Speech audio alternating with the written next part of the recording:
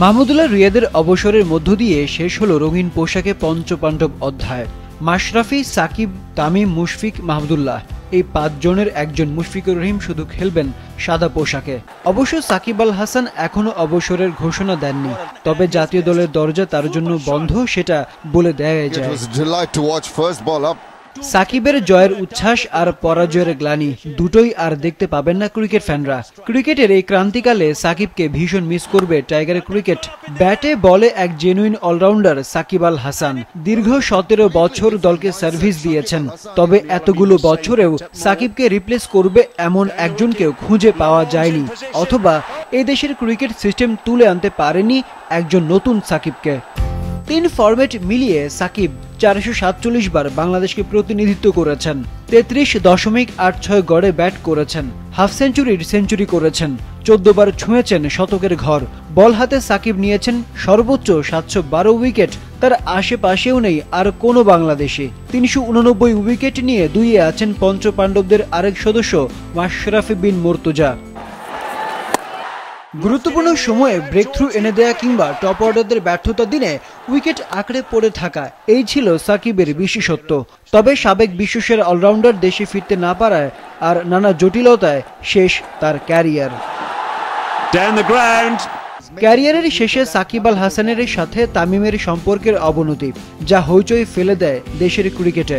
তবে সাকিবের মতোই স্বমহিমায় উজ্জ্বল ছিলেন তামিম।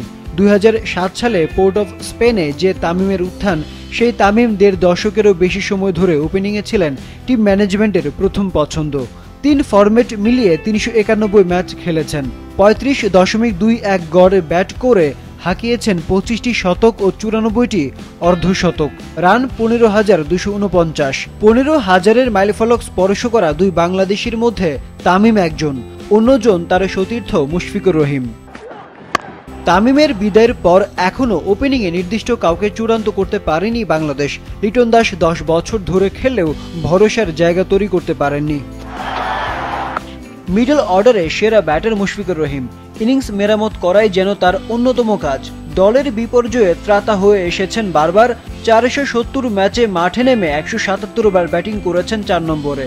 এই পজিশনেই সর্বোচ্চ 5,907 রান করেছেন মিস্টার ডিপেন্ডেবল। 6 নম্বর পজিশনে 117 ইনিংসে ব্যাট করেছেন 4,157 রান। 85 ইনিংসে ব্যাট করেছেন 5 নম্বর পজিশনে, রান করেছেন 3,231 রান। পরিসংখ্যানই প্রমাণ দিচ্ছে কতটা নির্ভরযোগ্য ছিলেন মুশি।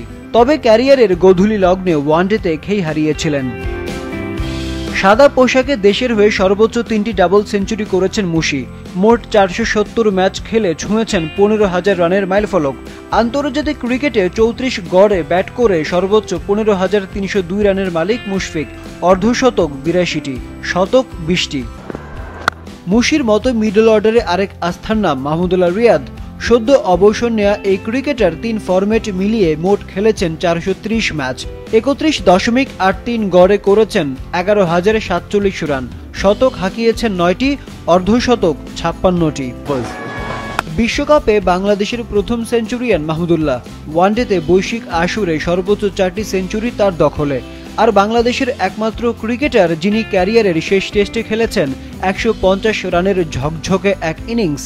ক্রিকেটের এই ক্রান্তিকালে এমন একজনকে বেশ মিস করবেন টাইগার ভক্তরা। জাকের আলী, তাওহিদ হৃদয়রা দায়িত্ব নিলে হয়তো পূরণ হবে এই ফিনিশারের শূন্যস্থান। বাংলাদেশের সেরা ক্যাপ্টেনকে? এই প্রশ্নে সিংহভাগ ফ্যানদের কল্পনায় যে নামটি ভেসে উঠবে সেই নামটি টাইগার ক্রিকেটের নেতা খ্যাত মাশরাফি বিন মুর্তজা। আন্তর্জাতিক ক্রিকেটে সাকিবের পর তিনি দ্বিতীয় উইকেট শিকারী, তার দখলে 389 উইকেট। তবে তিনি আন্তর্জাতিক আঙিনা ছেড়েছেন সেই 2020 সালেই। সবার আগে প্রস্থান নেয়া এই ক্রিকেটার ছিলেন পেস অ্যাটাকে বাংলাদেশের একমাত্র ভরসা, যদিও ইনজুরিতে বারবার থমকে যান তিনি। নিশ্চিতভাবেই পঞ্চপাণ্ডবকে মিস করবে বাংলাদেশ।